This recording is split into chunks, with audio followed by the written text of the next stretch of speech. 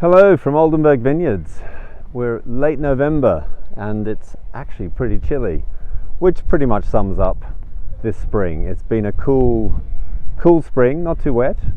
We just had a little bit of rain the last few days. In fact, this is actually quite typical of when the rain comes in from the northwest. It hits the clouds hit this mountain and they just squeeze out the moisture. But we're running into the end of the year. It's been I would call it a pivotal year for us. You know, we really sort of hit an inflection point as we came out of COVID, and 2023 it's just accelerated. I think it's happening all over the place. The vineyards, our management of the vineyards is absolutely tip top. That's feeding through to the quality of juice that's going into the cellar. The wines, we've had some great results. We'll come back, maybe have a glass of wine with Nick later and talk about some of our successes, but we've had some really nice success just recently. And I think our wines are sort of heading all over the world at a faster rate than ever before. So and in the tasting room we've got people, we're fully booked on quite a lot of the time at the moment. So we're really happy that this year things have started to happen, and we're looking forward to 2024. But we're going to have a spin around the farm. I'm just standing in this young Cabernet Franc block, looking at all the babies. They're about to go onto the wire to form the cordon. We'll find some examples of where they've been put on the wire. They're freestanding, but in a few days they're just going to be turned into a sort of T shape. And this is where Christo really comes into his own. He will be looking at internode length that he's working towards. I think he measures it in sort of fractions of millimeters, and he uses his viticultural magic to make that happen. And Chris and the team are going to be, they're busy with all these babies, but I must admit it's amazing how homogeneous they all are, which is a sort of really good sign, because that's that evenness that you want in a vineyard. But let's cruise around, and and at the end we'll maybe have a glass of wine.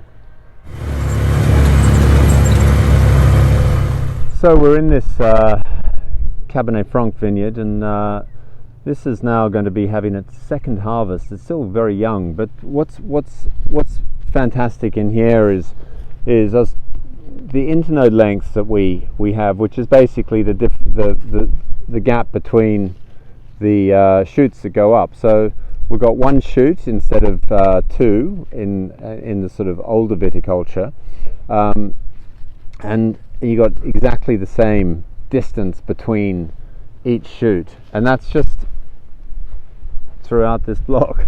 There's probably about 2,000 vines in here or something like that, and so what actually happens, you can see these lovely young small bunches of grapes, it's what's going to happen as we go through time and into the sort of ripening part of the season is these bunches will hang separately. We won't have bunch on bunch, which is one of our takeaways from the Aussie trip, and really what viticulture is all about is to, for quality, it's just not having bunches hanging next to a bunch and then you don't get the ripeness on the ones that are touching one another. So it's a spectacular vineyard, this one, and our babies down the bottom of Rondecop will look like this in probably next year. I'm just standing in our Chardonnay block, and actually across the road over there is our young Cabernet Sauvignon, which we're with Dimitri and Adrian.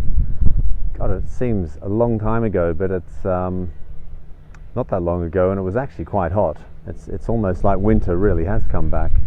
But this Chardonnay block is going to be on its second harvest, and we've got some great news happening in Chardonnay, as we've talked about before. In fact, we've had a really nice award just recently, which we'll talk about, along with some Syrah. But more on that later. I mentioned Dimitri. Dimitri is a master of wine based in the UK. He does some work with us, and he was on a master of wine tour of the Cape Winelands. There were 42 masters of wine, which is almost 10% of the global population of MWs. And I think it really just shows where the Cape has got to. We're really attracting the interests of people from all over the world, and to get a group that large of MWs really says that there's some serious interest in the story down here. We actually hosted them in the tasting room for a Stellenbosch Cabernet collective tasting. Nick was one of the presenters, and it was really it really went well. But it was I think Dimitri is now back in Blighty in the cold, the real cold, and he really was quite complimentary. In the newsletter this month we talk about some of his comments, but he just sees that our plans, our strategy which is all about quality, working with nature. Nick and Christo really sort of putting their heads together in these vineyards and optimizing the terroir is really starting to happen, because he's tasting the some of the new wines that are their babies, not even bottled, but as a sort of proper taster, he can sort of see what's happening and relate that back to the that he's known us since Berry Brothers days back in 2010. So he's followed Oldenburg for a long time. He understands Rondekop and the viticulture, and no, he was super excited, which gets me excited. But I must admit, I've talked too much. It is time to maybe have a little sip of wine, and we're going to do that in the tasting room, and we're going to go and find Nick because he's the creator, and let's head back that way. Right, I found Nick. We're in the tasting room. In fact, I've also found Greg. So maybe just firstly an introduction to Greg. He's our head som in the tasting room. Greg, your thoughts? You've been here a month. Yeah, no, it's a great establishment. I'm looking forward to representing a great brand. And it's getting starting to get busy, right? Yes, it's definitely season. You can feel it. A lot of tourists, a lot of foreigners wanting to drink good wine. And if Stefan was here, he'd say, don't forget to make your reservation. But he's not here, so let's continue. But Nick, obviously, congrats on the platter results. Tell us more. Thanks very much. Yeah, so last year we got a platter 5-star, which is the most coveted award you can get, from the Platter Guide, which is of course the South African Wine Bible. Last year we got a 5-star for our Chardonnay, and we've actually managed to get it again this year for our 2022 Chardonnay. Wonderful. And then, of course, the Stone Axe also appeared this year. So our 2021 Stone Axe also got a 5-star. So this is the first time Oldenburg's got 2 5-stars in 1 year. So we definitely, things are looking up.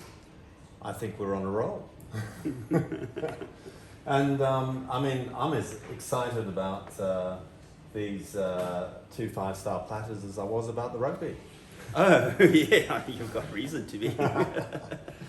Should we have a little, why don't we have a little toast with the Chardonnay? Thanks, Greg. Yeah, it came alongside another 5 4.5 stars, which is 93 and 94. So yes. seven wines in the final taste-off, 2 5 stars. That's a great result. I think it really tells the story about what's happening here, doesn't it? Yeah, I think it just shows the evolution of Oldenburg. What we're doing. I'm getting to get to know the vineyards. Our vineyards are maturing, and it's great to see the wines moving in the right direction. It's great to see. I think things are looking good for 2024. But Greg, welcome. It's great to have you on the team. Appreciate it. And Nick, congrats. Thank you. Fantastic results, and I think it really speaks to everything we're doing in the vineyards with Christo and his team, your team in the cellar. And we're excited with Greg and actually some new members of your team, which I think we'll do a piece on you and the team next year. But cheers in the meantime. Thank you so much. Cheers.